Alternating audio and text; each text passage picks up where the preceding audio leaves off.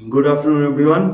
Welcome to north east PSC. मेरा नाम है आयन बैनर्जी और आज हम देखेंगे the flagship programs of India. तो जैसे मैंने कहा था, आप लोगों के जो फ्लैगशिप प्रोग्राम्स हैं उनको भी हम देखेंगे, उसको छोड़कर जो रीसेंट प्रोग्राम्स हैं उनको भी, एंड अरुणाचल के जो मेन मेन प्रोग्राम्स हैं उनको भी देखेंगे, जिससे आप लोगों का जो स्कीम वाला पोर्शन है वो स्कीम वाला पोर्शन पूरा का पूरा कवर हो जाए। ठीक है, चलिए तो ज्यादा लेट ना करते हुए स्टार्ट करते हैं। एकदम नीचे चला गया। ओके, नेक्स्ट फर्स्ट आता है, फर्स्ट क्वेश्चन है कि प्रधानमंत्री जनधन योजना। फर्स्ट क्वेश्चन है प्रधानमंत्री जनधन योजना इंप्लीमेंट बाय। अच्छा, यहां पर मैंने एक चीज किया है कि हर चीज का मैंने अलग अलग, जैसे मैं लिखता था तो अलग अलग लिखने में क्या होता है ना, बहुत टाइम भी जाता है। तो इसी वजह से जितने भी स्कीम्स हैं उनके साइड में उनके जितने भी मिनिस्ट्री हैं सबको मैंने मेंशन कर दिया। तो जब आप पढ़ोगे तो जो मिनिस्ट्री से है वो भी आपको थोड़ा सा आइडिया हो जाएगा। ठीक है, तो प्रधानमंत्री जनधन योजना, तो जनधन योजना किसके ऊपर फोकस था? अच्छा, प्रधानमंत्री जनधन योजना होता क्या था? जनधन योजना, तो जनधन योजना होता था कि जो गरीब हैं, जिनके पास पैसा उतना है नहीं, लेकिन हमारे देश की क्या होती है, हमारे देश की जो कैपेसिटी है पैसे को स्टोर करने की, ठीक है, उसको बढ़ाया जा सके। एकदम आसान भाषा में बता रहा हूं, कैपेसिटी है जिसको जो स्टोर होती है या बैंकों में जो खाता खुलता है तो उसकी कैपेसिटी को बढ़ाया जाए। तो जितने भी बैंक्स हैं उनमें क्या किया गया, उनमें जीरो बैलेंस अकाउंट खोला गया। ठीक है, जीरो बैलेंस अकाउंट जो है उसको ओपन किया गया है। ये जो जीरो बैलेंस अकाउंट किया गया था, इससे क्या होता है, इससे लोग वहां पर अकाउंट खोल सके, वहां पर पैसा रख सके, मिनिमम बैलेंस का कुछ सीन ना हो। तो जब प्रधानमंत्री जनधन योजना किस पे फोकस कर रहा था, वो करता है इन फाइनेंशियल इंक्लूजन। ठीक है, फाइनेंशियल इंक्लूजन का मतलब होता है कि हर पर्सन जो बैंक, एटीएम या जो फाइनेंशियल सर्विसेज हैं उसके अंदर आ जाए, that is known as financial inclusion. ठीक है, चलिए नेक्स्ट आता है आयुष्मान भारत। ठीक है, नेक्स्ट आता है आयुष्मान भारत। तो आयुष्मान भारत किसके ऊपर था? आयुष्मान भारत वही गरीबों के लिए, हेल्प के लिए, जो हॉस्पिटल बिल्स होती है।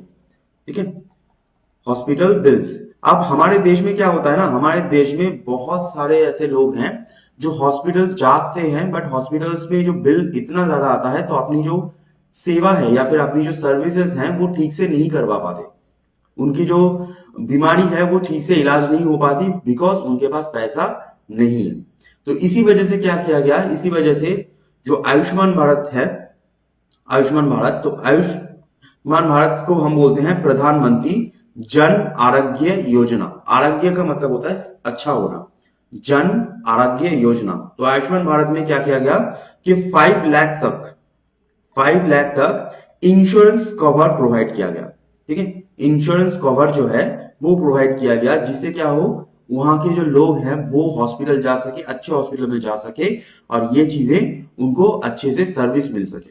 ठीक है, तो जो हेल्थ इंश्योरेंस कवर है वो दिया गया।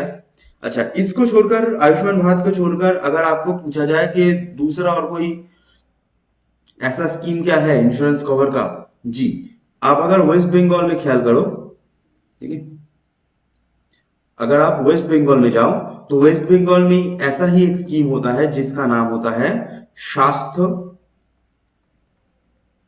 साथी। ठीक है, ऐसा ही स्कीम होता है, दैट इज नोन एज स्वास्थ्य साथी स्कीम। ओके, उन वहां पर स्वास्थ्य साथी जो कार्ड होता है वो भी दिया जाता है। तो वेस्ट बंगाल में ऐसा ही स्कीम है, एज एज आयुष्मान भारत, या फिर इसको बोलते हैं प्रधानमंत्री जन आरोग्य योजना। चलिए नेक्स्ट क्वेश्चन चलते हैं। अच्छा, नेक्स्ट होता है पीएम आवास योजना। ठीक है, पीएम आवास योजना अर्बन। अब what is PM Awas Yojana? ठीक है, पीएम आवास योजना होता क्या है? पीएम आवास योजना, देखो, नॉर्मली पीएस आवास योजना का मतलब होता है कि घर प्रोवाइड करना। अब घर मतलब ऐसा नहीं कि बहुत बड़ा घर है, ऐसा कुछ भी नहीं है। एक नॉर्मल वाला जो घर होता है, जिनके पास नहीं है तो उनको प्रोवाइड किया जाएगा। ये दो पार्टों में किया गया था। एक होता है पीएम आवास योजना रूरल और दूसरा पीएम आवास योजना अर्बन। ठीक है, एक होता है रूरल, एक होता है अर्बन। तो ये जो रूरल का था उसका सेपरेशन अलग होता है, लेकिन जो अर्बन है, अर्बन का मतलब होता है ऐसे जगह जो शहर पे तो होते हैं बट शहर के मेन एरिया में नहीं होते। ठीक है, शहर में जो मेन एरिया होता है ना, शहर के मेन एरियाज में नहीं होते, तो उसको हम बोलते हैं अर्बन एरियाज। तो वहां के लिए डेडलाइन कितनी सेट की गई थी, वो की गई थी 2022। अब यहां पर मैं एक सिनेरियो आपको थोड़ा सा बता देता हूं जिससे आपको अच्छे से आइडिया हो जाए। ठीक है, देखो जहां पर सब सुविधाएं हैं, बहुत सारा आपको सुविधा मिलेगी, तो उसे हम बोलते हैं मेट्रो एरिया। ठीक है, मेट्रो। तो मेट्रो एरिया मतलब जहां पर बहुत सुविधाएं हैं, पॉपुलेशन बहुत ज्यादा है, लाइक ईटानगर, लाइक गुवाहाटी, कोलकाता, दिल्ली, हैदराबाद, बेंगलोर, ये सब। उसके बाद ये जो मेट्रो एरिया से आप थोड़ा सा नीचे की तरफ आओगे, नीचे की तरफ आओगे मीन्स जहां पर सुविधाएं तो हैं, सुविधाएं तो हैं बट वो उतना ज्यादा डेवलप नहीं है, उतना ज्यादा डेवलप नहीं है, उसको हम बोलते हैं अर्बन एरिया। ठीक है, उसको हम बोलते हैं अर्बन एरिया। तो मेट्रो, उसके बाद क्या होता है, उसके बाद होता है आपका अर्बन एरिया। अर्बन एरिया में सुविधाएं तो है लेकिन उतना ज्यादा डेवलप नहीं है। नेक्स्ट जो पोर्शन आता है वहां पर ट्रांजिशन फेज दिखता है। ट्रांजिशन फेज का मतलब होता है कि जहां पर प्राइमरी एक्टिविटी भी बहुत ज्यादा है, सेकेंडरी एक्टिविटी भी बहुत ज्यादा है, ऐसे एरियाज को हम बोलते हैं टाउन। जहां पर प्राइमरी एक्टिविटीज भी हैं, सेकेंडरी एक्टिविटीज भी हैं, that is known as town. उसके बाद क्या होता है, उसके बाद जहां पर प्राइमरी एक्टिविटीज बहुत ज्यादा बढ़ेंगी, सेकेंडरी एक्टिविटी आहिस्ता आहिस्ता कम हो जाएगा, आहिस्ता आहिस्ता कम हो जाएगा, तो इसे हम बोलते हैं रूरल एरिया। रूरल एरिया, और रूरल एरिया के अंदर ही जहां पर पूरा का पूरा प्राइमरी एक्टिविटी है उसको हम बोलते हैं विलेज। तो अर्बन एरिया जो होता है इट्स अ ब्रॉडर टर्म। ठीक है, ब्रॉडर टर्म जो टाउन को भी ले लेती है। Rural area is a border term जो विलेज को भी ले लेती है। ठीक है, अम्ब्रेला टर्म बोल सकते हो। नेक्स्ट क्वेश्चन पे चलते हैं।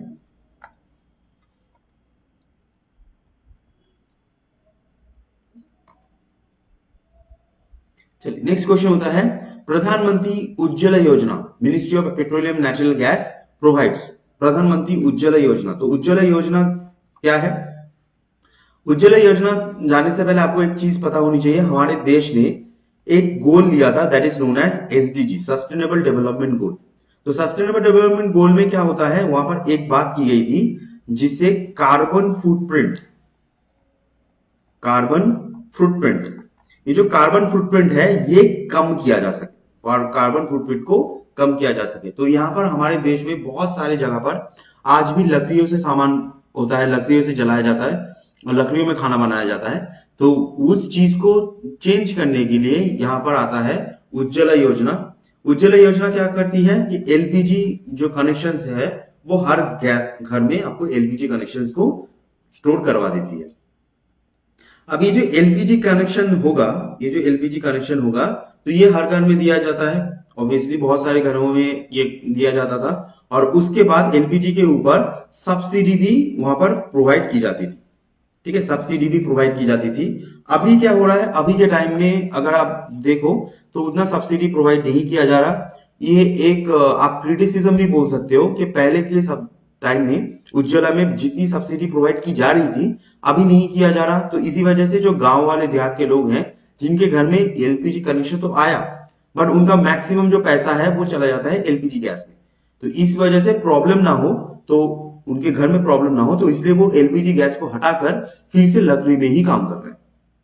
तो ये जो थियोरी था, जो ये जो इनिशिएटिव था, ये बहुत अच्छा इनिशिएटिव था, बहुत अच्छा। बट प्रॉब्लम यही है कि जो इनिशिएटिव का कंटिन्यूएंस है वो कंटिन्यूएंस नहीं हो पाया। ठीक है, सब्सिडी कम कर दिया गया। जैसे आज आप देखोगे, जितना दूर मुझे पता है कि अराउंड 1000 रुपीज के ऊपर आपका गैस सिलेंडर आता है। ठीक है, 1000 रुपीज के ऊपर गैस सिलेंडर आता है। अब मान लो गांव देहात में जहां पर उनकी पूरी सैलरी, ठीक है, उनकी पूरी सैलरी ही 5000 रुपीज होता है। ये तो 5000 रुपीज मैंने बहुत ऊंचा बोल दिया, बहुत ऊंचा। ठीक है। आप गांव देहात में जाओ तो 5,000 रुपीज क्या 2,000 3,000 4,000 दिखेगा आपको। तो ऐसी जगह पर 1,000 रुपीज का गैस इज वेरी कॉस्टली, उनके लिए बहुत बहुत कॉस्टली है। तो इसी 20% सिर्फ गैस में चला जाएगा। तो इसी वजह से क्या होता है कि वहां पर जो लोग हैं they are switching back to wood. Okay, तो प्रधानमंत्री उज्ज्वला योजना किस पे था, that is LPG connection to poor. अच्छा, नेक्स्ट होता है बेटी बचाओ बेटी पढ़ाओ। ये बहुत ही फ्लैगशिप प्रोग्राम है, आप लोगों ने बहुत सुना होगा बेटी बचाओ बेटी पढ़ाओ के ऊपर। बेटी बचाओ बेटी पढ़ाओ ये जो होती है हमारी जो डिटीरियोरेटिंग सेक्स रेशियो थी उनको एड्रेस करने में। जो फीमेल फर्टिसाइड होता है, फर्टिसाइड का मतलब होता है जो माँ के पेट में जो बच्चा होता है ना भ्रूण, जब उसको मार दिया जाता है, ठीक है, फीमेल फर्टिसाइड जो माँ।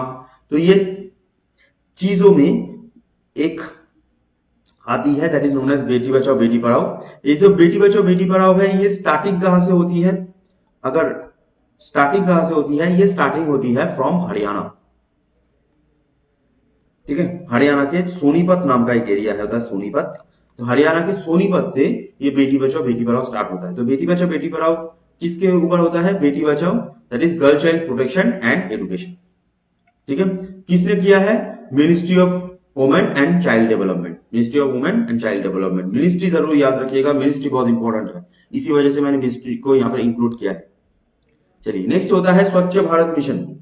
ये तो बहुत ही फेमस है, ऑब्वियसली बहुत जगह पर आप अगर आप ईटानगर में रहते हो, कभी आपने रहा होगा तो हर सुबह ट्रक आती है। ठीक है, स्वच्छ भारत मिशन जो होती है, स्वच्छ भारत मिशन ये बहुत ही बढ़िया एक इनिशिएटिव है। Ministry of housing and urban affairs ने लॉन्च किया था, कब किया था, इन 2014। ठीक है, जो गवर्नमेंट आई थी तो गवर्नमेंट आके ही स्वच्छ भारत मिशन जो होती है उसने वो लॉन्च कर दिया था। ठीक है, स्वच्छ भारत मिशन दो होते हैं, अर्बन एंड रूरल। ठीक है, स्वच्छ भारत मिशन दो होते हैं, अर्बन एंड रूरल। नेक्स्ट होता है मनरेगा।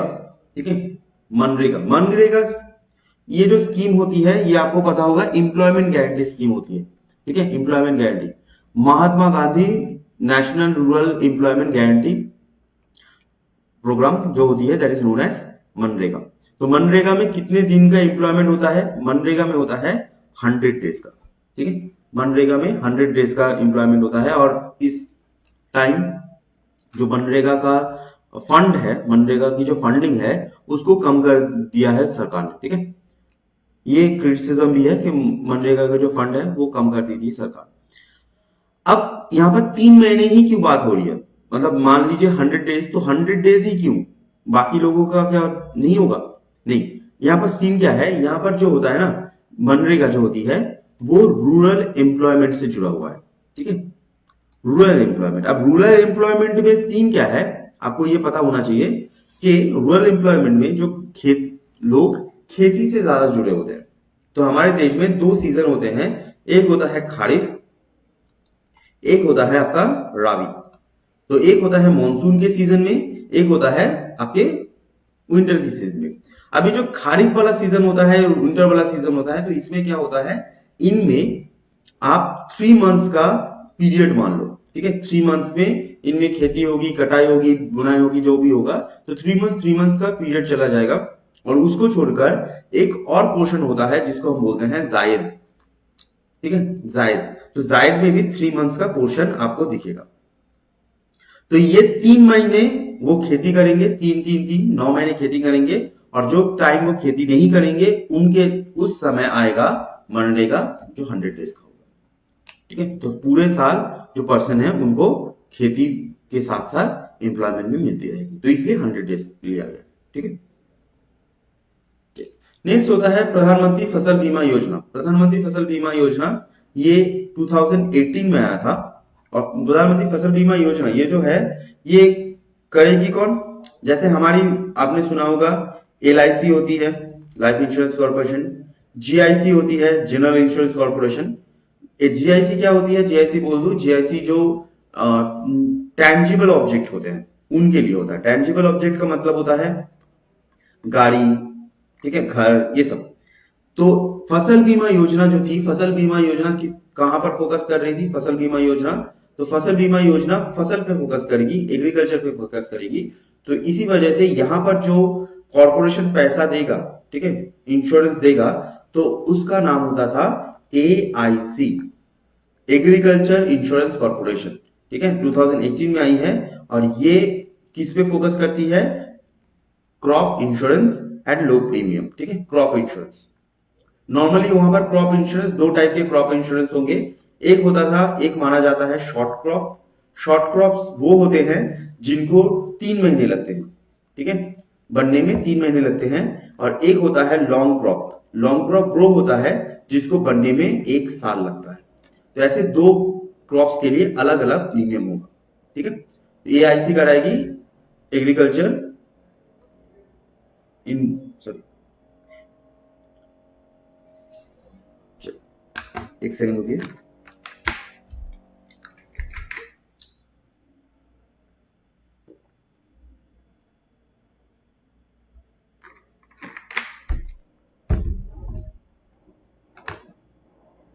ठीक है, चलिए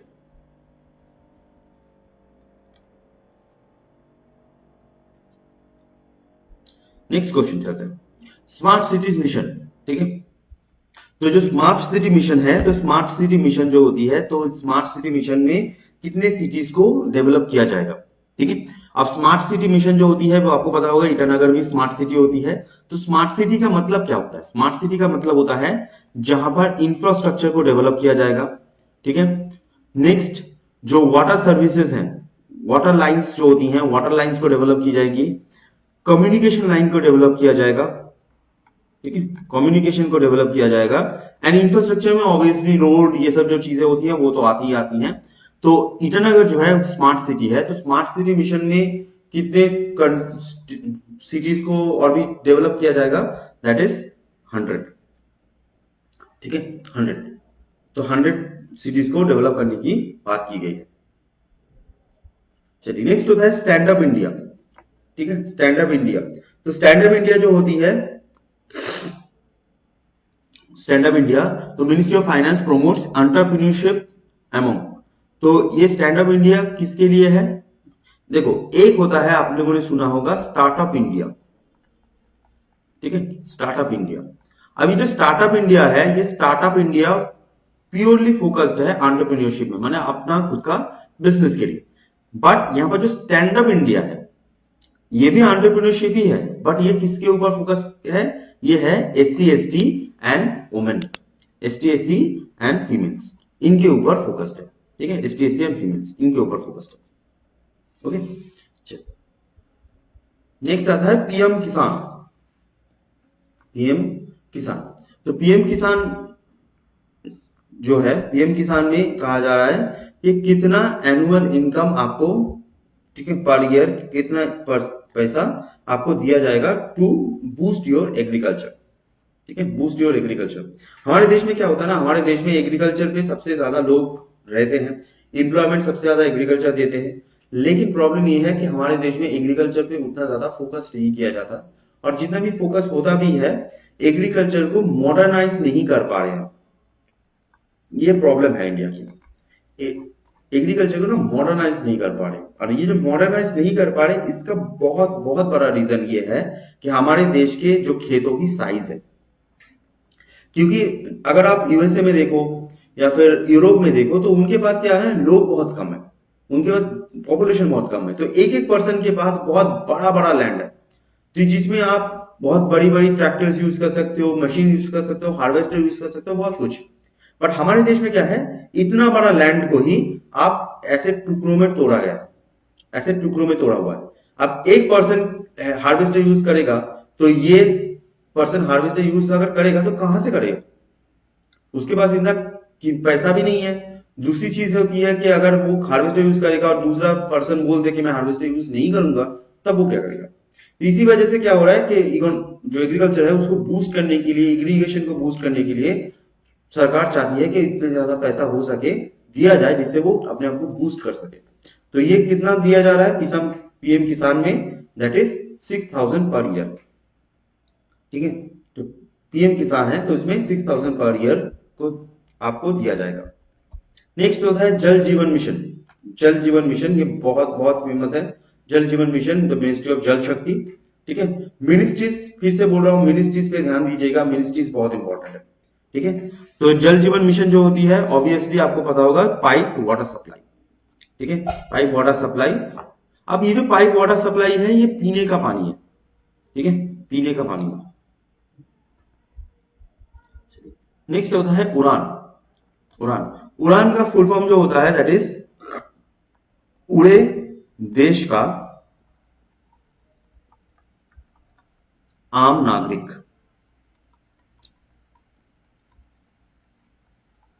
उड़े देश का आम नागरिक, ये होता है उड़ान का फुल फॉर्म। ये सिविल एविएशन मिनिस्ट्री का है। एक क्वेश्चन भी पूछा गया था कि जो उड़ान है, तो उसमें से ए कौन सा शोकेस करता है, दैट इज आम, ठीक है, आम। तो ये किया गया था कि जो हमारे देश में जो, देखो हमारे देश में क्या होता है ना, हमारे देश में एक तबका होता है, जैसा एक तबका, जैसे आप सोचो, उनके पास इतना पैसा है कि वो सेकेंड एसी या थर्ड एसी में जा सकते हैं इन ट्रेन। हमारे देश में बहुत सारा, बहुत एक, आप बोल सकते हो एक लेयर है ऑफ पीपल जो थर्ड एसी सेकेंड एसी को अफोर्ड कर सकते हैं, ठीक है। वो स्लीपर में भी नहीं जाना चाहते, ठीक है, स्लीपर में भी नहीं जाना चाहते, एंड उनके पास इतना पैसा नहीं है कि वो फ्लाइट में करें। तो सेकेंड एसी थर्ड एसी में जा सकते हैं, लेकिन वो फ्लाइट नहीं कर सकते। ऐसा लेयर हमारे पास बहुत है। तो इसी वजह से क्या हो रहा है, ये एक स्कीम आया था, दैट इज नोन एज उड़ान, जिसमें क्या होगा, जो डोमेस्टिक फ्लाइट्स होती हैं, जो डोमेस्टिक एरियाज होते हैं, तो उसमें जो प्लेन्स हैं उनके साइज को छोटा कर दिया जाएगा, जिससे कम पैसेंजर हो और फ्यूल कम खर्चा हो, और जो लोग हैं वो कम कीमत में इधर से उधर जा सके, ठीक है, इधर से उधर आप मूव कर सके। तो ये जो उड़ान है, स्कीम है, ये सबके लिए था, जिससे जो तबका है, जो थर्ड एसी सेकेंड एसी को अफोर्ड कर सकता है, बट वो फ्लाइट अफोर्ड नहीं कर सकता, उनको इन अफोर्डेबल एयर कनेक्टिविटी में रखा जाए। तो उड़ान क्या होती है, that is affordable regional air connectivity, और ये रीजनल है, याद रखिएगा, ये डोमेस्टिक फ्लाइट है, ठीक है, इंडिया के अंदर। ठीक, नेक्स्ट होता है डिजिटल इंडिया।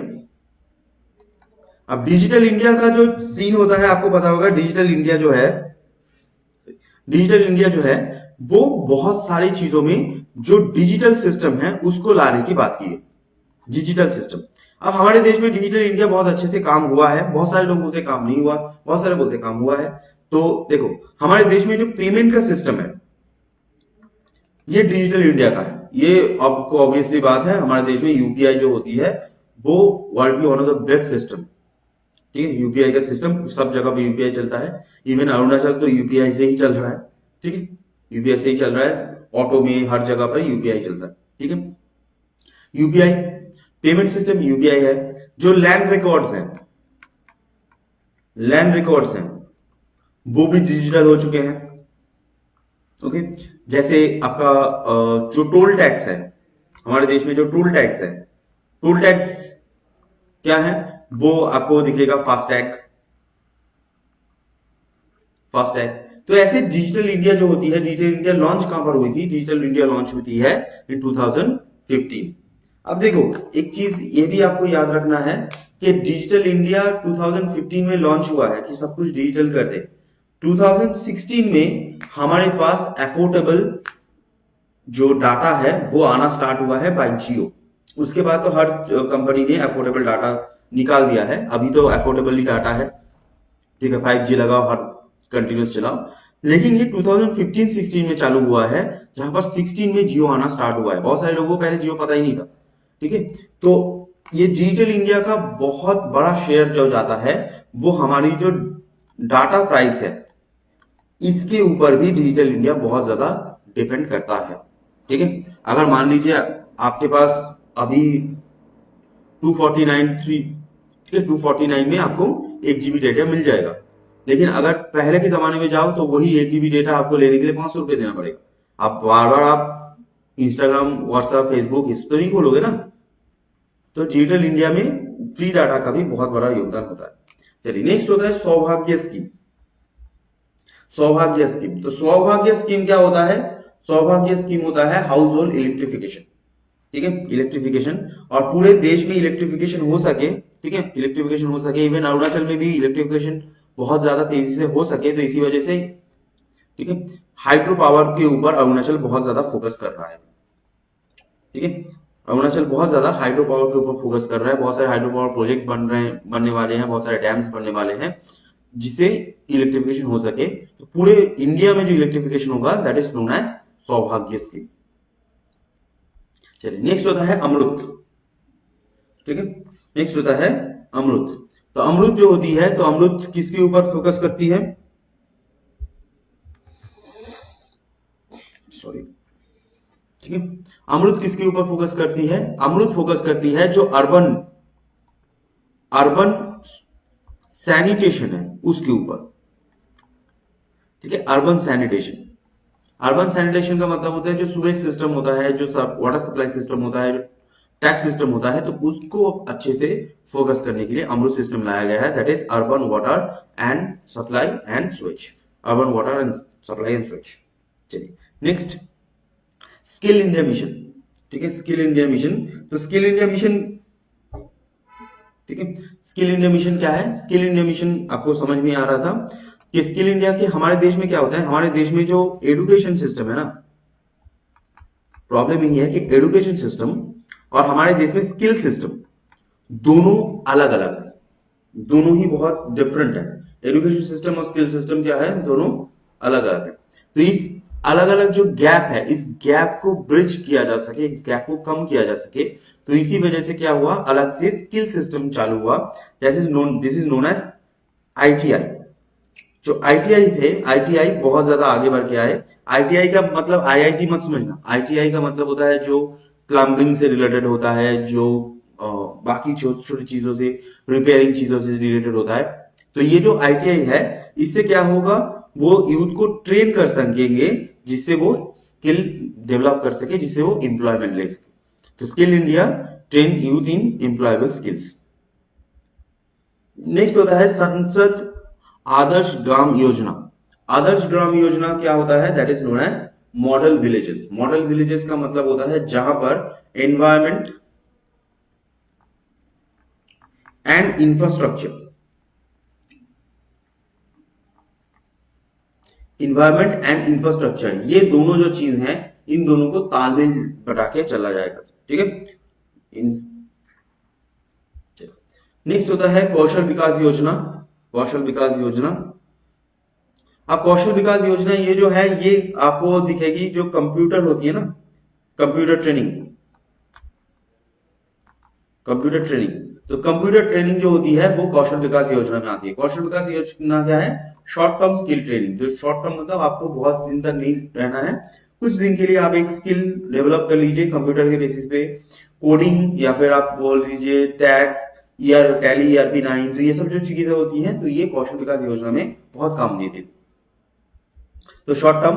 अच्छा, नेक्स्ट होता है सम्मान निधि। ठीक है, सम्मान निधि। तो सम्मान निधि जो होती है, तो सम्मान निधि किसके ऊपर फोकस किया गया है, सम्मान निधि, तो सम्मान निधि फोकस किया गया है टू स्ट्रीट वेंडर्स। ठीक है, सम्मान निधि क्या है, जैसे स्ट्रीट, जो हमारी जो स्ट्रीट होती हैं, इसमें क्राउडेड बहुत ज्यादा होता है, क्राउड बहुत ज्यादा होता है। अब ये जो क्राउडेड होता है, इसका रीजन क्या है, इसका रीजन है वेंडर्स। वो उनको अपनी जिंदगी तो जीनी है, ऑब्वियसली उनको अपना घर चलाना है, तो क्या होता है ना, जो स्ट्रीट होता है, तो स्ट्रीट के साइड में बहुत सारे छोटे छोटे जो वेंडर्स होते हैं, वो वहां पर भीड़ लगा देते हैं, जिससे क्या होता है, हमारा देश बहुत ही ज्यादा क्राउडेड होता है, रास्ता बहुत ही क्राउडेड होता है, रास्ता बहुत ही गंदा हो जाता है। तो इसी वजह से क्या किया गया, पीएम सम्मान निधि कर दिया जाएगा कि अलग से एक जगह बना दी जाएगी, ऐसे अलग से एक जगह बना दी जाएगी जहां पर आपको ऐसे दुकान जैसे मिल जाएगा, जिसमें आप अलग से एक बाजार जैसे मिल जाएगा, जिसमें आप अलग से अपना जो दुकान है वहां पर लगा सकते हो, जहां पर आपको अच्छी सी काम भी मिलेगी और जो रास्ता होगा वो भी साफ रहेगा, that is known as PM Samman Nidhi. ठीक है, ये हुआ है, ये नहीं हुआ है बोलूंगा नहीं, जैसे मैं जिस एरिया से आता हूं वहां पर मैंने देखा है कि हुआ है ऐसा। चलो नेक्स्ट होता है मिशन इंद्रधनुष। मैंने आपको पहले भी, अगर आपने पढ़ा हुआ होगा तो मैंने आपको करंट अफेयर्स में भी बताया था, इंद्रधनुष जब भी वर्ड आता है इंडिया से, इंद्रधनुष, तो इंद्रधनुष किससे होता है, that is known as immunisation. अब यहाँ पर जो होती है इम्यूनाइजेशन, ये तो यूनिवर्सल है, लेकिन अगर आपको आया इंद्रधनुष 2.0, तो 2.0 जो होती है वो आपके बच्चों के साथ रिलेटेड होती है, इन्फेंट एंड जो किड्स होते हैं उनके बच्चों के साथ रिलेटेड होती है इंद्रधनुष 2.0। तो इंद्रधनुष 2.0 ये इम्यूनाइजेशन के साथ रिलेटेड है, इवन मैल न्यूट्रिशन के साथ भी ये आप इसको लेके जा सकते हो। ठीक है, मैल न्यूट्रिशन जो होती है उन पे भी फोकस किया गया। ठीक है, ये जो मैल न्यूट्रिशन है ना, यहाँ पर मैल न्यूट्रिशन को एक वर्ड बताया जाता है, थोड़ा सा कूल वर्ड है तो इसलिए मैं बता देता हूं। मैल न्यूट्रिशन को कहा जाता है हिडन हंगर। ठीक है, malnutrition is known as hidden hunger. Next आता है PM Gati Shakti. PM Gati Shakti is the biggest scheme of India. ठीक है, बिगेस्ट स्कीम ऑफ इंडिया। ठीक है, 10 लाख करोड़ पीएम गति शक्ति में खर्चा किया जाएगा। ठीक है, 10 लाख करोड़। ये क्या किया जाएगा, ये होता है मल्टी मॉडल इंफ्रास्ट्रक्चर इंटीग्रेशन। इसका मतलब क्या है, जो पोर्ट्स हैं, ठीक है, पोर्ट्स को मॉडर्नाइज किया जाएगा। पोर्ट के बाद जो रास्ते हैं, रास्तों को बेटर किया जाएगा। कॉरिडोर्स बिल्ड किए जाएंगे। ठीक है, कॉरिडोर्स बिल्ड किए जाएंगे। कॉरिडोर्स क्या होते हैं, थोड़ा सा मैं बता दूं कॉरिडोर्स क्या होता है। जैसे मान लो कि आपको यहां से, मैं अभी ईटानगर में आपको ये मैं जो कर रहा हूं ईटानगर में कर रहा हूं। अब मान लीजिए ईटानगर से मुझे अगर जाना है पासीघाट, तो मुझे रास्ता ही लेना पड़ेगा, नॉर्मल रास्ता ही लेना पड़ेगा। अब मैं जा रहा हूं, ठीक है, लेकिन मान लीजिए जो सामान है, जो खाना है, तो वो क्या होते हैं, वो अगर ऐसे थोड़ा सा घूम के जाए तो खाना क्या हो सकता है, स्पॉइल हो सकता है। उसको ठीक से स्टोरेज रखिए तो स्पॉइल हो सकता है। तो इसी वजह से एक अलग से पैरेलल एक रोड बनाया जाएगा, जो ओनली फॉर ट्रक्स होगा। ठीक है, जो पैरेलल एक रोड होगा जो ओनली फॉर ट्रक्स होगा, या ओनली फॉर मशीन्स होगी, या ओनली फॉर एम्बुलेंस होगा, तो उसको हम बोलते हैं कॉरिडोर। ठीक है, उसको हम बोलते हैं कॉरिडोर। ये जो कॉरिडोर होता है, रास्ता जो कॉरिडोर होता है, तो ये क्या करता है, ये जो टाइमिंग है, जो कम्युनिकेशन जो टाइमिंग है उसको कम कर देता है, कम्युनिकेशन को बहुत स्मूथ बनाता है। That is known as corridors. तो ऐसे कॉरिडोर्स बनाए जाएंगे। पोर्ट्स को इंफ्रास्ट्रक्चर में बिल्ड किया जाएगा। जो रेलवे नेटवर्क्स हैं उनको अच्छे से और भी अच्छे से सशक्त किया जाएगा, जिससे और भी अच्छे से काम हो सके। जो फ्रेट होता है वो जा सके। नॉर्मली जो रेलवे होता है ना, आप जानते हो कि नहीं पता मुझे, लेकिन आपको तो पता होना चाहिए ऑब्वियसली, कि जो रेलवे का मेन जो इनकम होता है ना, वो फ्रेट होता है। फ्रेट इंसानों को वो लेके जाके इतना पैसा नहीं कमाती, जो कमाती है सामान लेके जाके। ठीक है, ओके, ठीक। नेक्स्ट गतिशक्ति हुआ। गतिशक्ति के बाद आता है आपका पोषण अभियान। पोषण अभियान इज पोषण का मतलब होता है न्यूट्रिशन। ठीक है, पोषण का मतलब ही होता है न्यूट्रिशन। तो पोषण अभियान क्या है, the reduction of malnutrition. ठीक है, और पोषण अभियान के अंत इसमें ही मिड डे मील जो स्कीम होता है, मिड डे मील स्कीम, ये मिड डे मील स्कीम जो होती है, इसको और भी ज्यादा बूस्ट किया गया। ठीक है, अब बहुत सारी जगह पर आप देखोगे जो मिड डे मील्स होते हैं, तो मिड डे मील्स में बहुत ज्यादा धांधलीबाजी होती है। ठीक है, अगर आप कभी यूपी के कभी रिपोर्ट देखो तो देखोगे कि मिड डे मील में सैंक्शन किया गया है अंडा, लेकिन उनको सिर्फ नमक वाला पानी दिया जा रहा है, नमक और भात दिया जा रहा है। थाली के नाम पर पेपर, कुछ दिन पहले मैंने देखा था कि थाली के नाम पर पेपर में खाना दे रहा है। ठीक है, तो वो जो पैसा है, वो पैसा वो लोग झाड़ रहे हैं, वो जो पैसा करप्शन कर रहे हैं। ये बहुत बहुत खराब चीज है। क्यों? क्योंकि एज पर द फ्यूचर, बच्चे हमारे फ्यूचर है। अगर बच्चों को ही आप न्यूट्रिशन नहीं दोगे तो कैसे काम चलेगा। नेक्स्ट होता है ग्राम सड़क योजना। ग्राम सड़क योजना को अटल सड़क योजना भी कहा जाता है।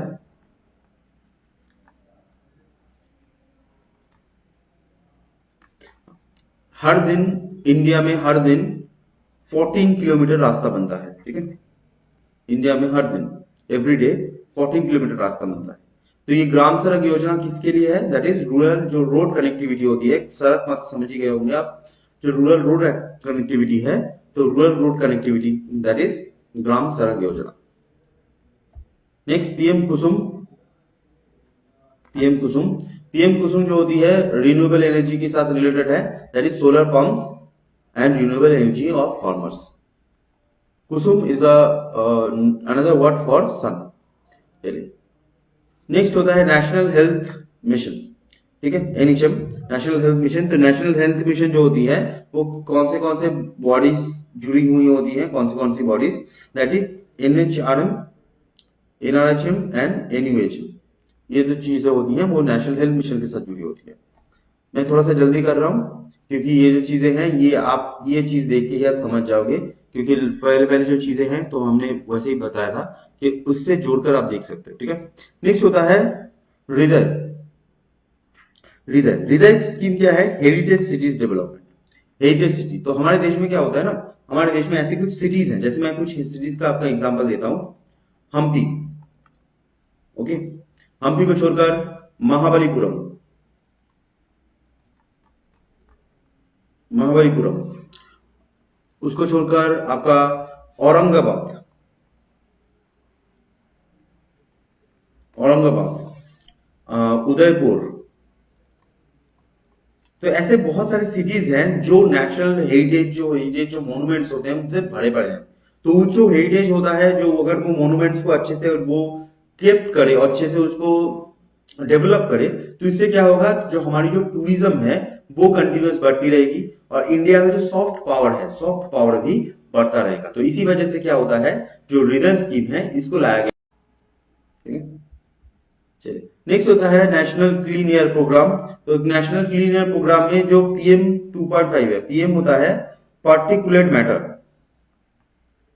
Particulate matter. तो पार्टिकुलेट मैटर 2.5 माइक्रोन।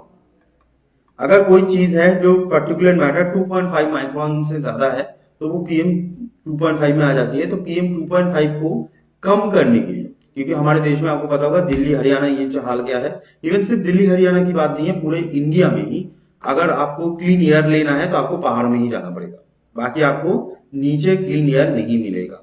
तो इसी वजह से ये जो पार्टिकुलेट मैटर है इसको कम किया जाएगा। कितना कम किया जाएगा, 20 से 30%। ये that is national clean air programme. 20 से 30% होने से क्या हमारे हेल्थ में कोई इफेक्ट नहीं होगा, होगा बट बहुत कम, अभी जो हो रहा है उससे बहुत बहुत कम, ठीक है। चलिए, नेक्स्ट क्वेश्चन होता है भारत नेट। भारत नेट, तो भारत नेट जो होती है तो कौन सी चीज पे भारत नेट फोकस करती है, भारत नेट कौन सी चीज पे फोकस करती है, that is broadband to rural panchayat. जो रूरल पंचायत वाला सिस्टम होता है, जो पंचायत में जो ब्रॉडबैंड सर्विस होती है, तो ब्रॉडबैंड सर्विस लाया जाएगा बाय भारत नेट, जिसको डिजिटल इंडिया के अंदर रखा गया है, ठीक है। डिजिटल इंडिया स्कीम हमने अभी देखा था, तो जो डिजिटल इंडिया स्कीम है उसके अंदर इसको रखा गया है, that is known as Bharat net, ठीक है।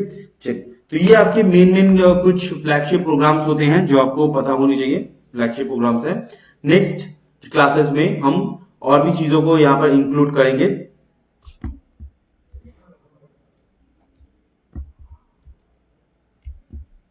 ठीक है, और भी हम इंक्लूड करेंगे ऐसे ऐसे चीजों को यहाँ पर, ठीक है। चलिए, तो आज के लिए इतना ही रखते हैं और नेक्स्ट दिन मिलते हैं। Thank you so much.